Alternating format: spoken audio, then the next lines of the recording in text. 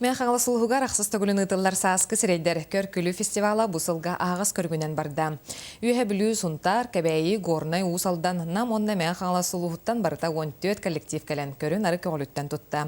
Искусстваға бір самай ұсты көріңінен білдер юмористика қайысқатығар қамандалар тағымларын бейге ұстар бөлік бітсін алады.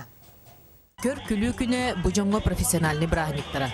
Жоны күллерінен умсугуян туран жарықтанар жон улу сайы тарбаққа баттаналар. Олар бары кәрете Аркадий Новиков саскы серейдерден бәт-бәті қаляқтық аттан, дәрген ұппыт фестивалығар кыттан-кыттан, сылтан-сыл сатабыллары тупсара тағымлары үрдүйрі.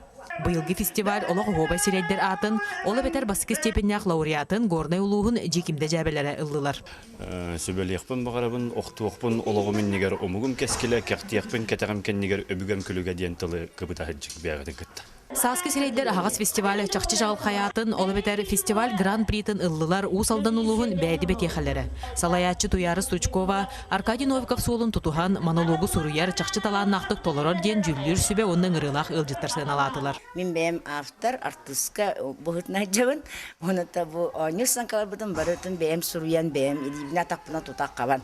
Оны толухан вереп бүтүчталым Аркадий Туян атрашында болып бардыған. Чақчы таланнақ кең тұттырбай бұд Аркадий Новиков сыртық кәрегер кені доғыттыра бір дәләқтірі атын көріңдерінен үләне әме ұталылар. Кені ұрғыжы дәді, көрді ұрғыжы дәді.